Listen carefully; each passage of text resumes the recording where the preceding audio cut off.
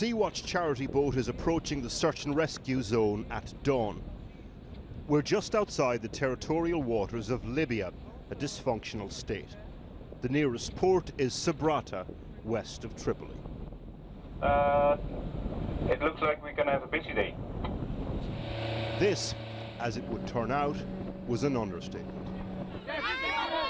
Up close, the desperation. From the lookout, the business of despair. The blue and white boat, one of a group of 10 carrying smugglers, their affiliates, and the so-called engine fishers. Escorting boats, directing traffic, taking engines, keeping order with cables. But here's the rub. This boat is the Libyan Coast Guard. We've checked with the Libyan Coast Guard. It's called the Al Anka 3.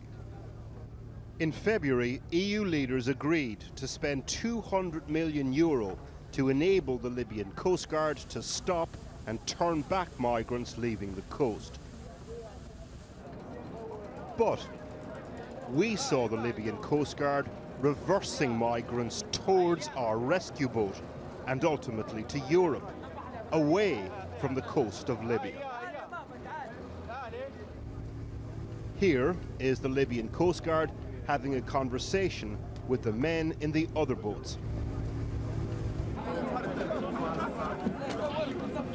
And here they are taking the engine off a migrant boat.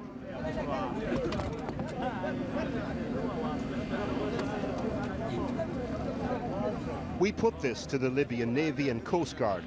Colonel Ayab Qasim in Tripoli told us they had no dealings with smugglers and insisted he would take action against anyone involved in illegal activity.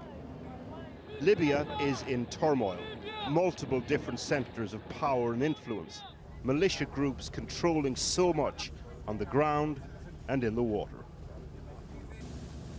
But what happened in Libya to bring these people here? Business and people. Our guide to the mechanics of the smuggling business in Sabratha will be this man. A young Moroccan picked up by Sea-Watch that day. We will call him Yusuf. The reason for anonymity? A friend of his secretly filmed the departure point in Libya the day before. These only Africans. So they only put the Africans in the inflatable boats? Yes, because this is dangerous. Because it's really? Yeah. The wooden boats, by and large, reserved for Moroccans, Syrians and the rest.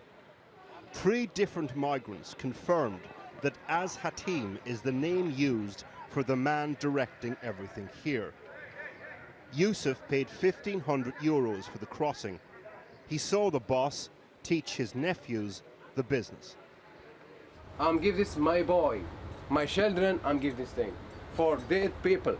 So he was giving his belt to these little boys to beat the people. Yusuf and 2 other migrants told us that Az Hatim was in contact with some of the people we subsequently saw on the boats out at sea. The smugglers sent them out all day. Sea-Watch picked up thousands late into the night. 4 people drowned just yards from the rescue boat we were on that night. And they are the ones we know about.